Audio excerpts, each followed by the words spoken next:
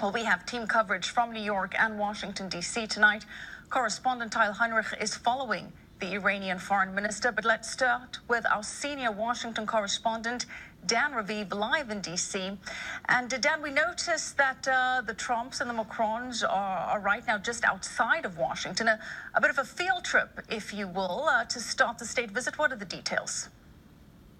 That's right, Michelle. They're at Mount Vernon in Virginia. That was the home of America's first president, George Washington. It's 20 miles south of here. After a hello greeting at the White House, the Trumps greeting the Macrons like old friends. They've seen each other quite a bit.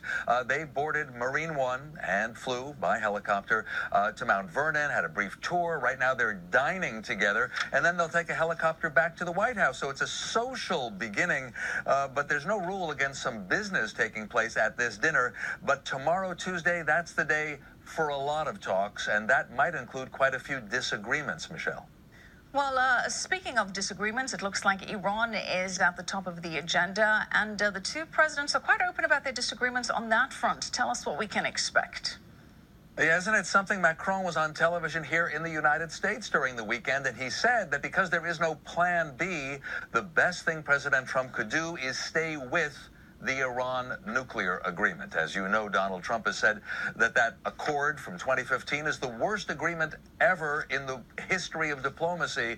And so you wonder, how could the United States possibly stick with it? Because it looks like President Trump will walk away from it on May 12th. So it's almost desperate on the part of the French leader to persuade Donald Trump there's a middle ground. There might be a deal to impose sanctions on Iran that are non-nuclear, having to do with missiles or with Iran's support for terrorist groups, and then maybe the United States would be satisfied. Keep in mind that this Friday, Angela Merkel, the Chancellor of Germany, will be here, and she too will try to press President Trump to stay in the Iran nuclear accord. This is very high-level diplomacy, where even America's friends are putting pressure on America's president, Michelle. Absolutely. Fix it or nix it. That's been the word from the president about the deal. Let's talk about other topics that Macron and Trump may be discussing.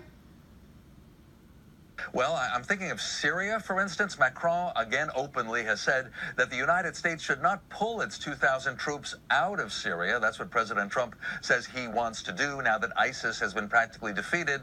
Macron says the Americans should stay in, maybe even spread to other regions of Syria to block Iran and its presence in Syria. That might appeal to Donald Trump.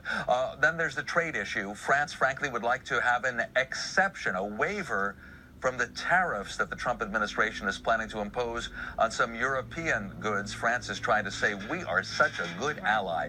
Look at this three-day state visit. Look at our friendship. Please give us the waiver from tariffs. We'll see how that goes. Tomorrow, Tuesday, there will be a news conference of the two presidents, Trump and Macron. Michelle. All right, Dan, appreciate the update. Dan Raviv. Let's now bring in Tal Heinrich in New York City, where Iran's foreign minister Javad Zarif is giving a speech about the Iran nuclear deal and some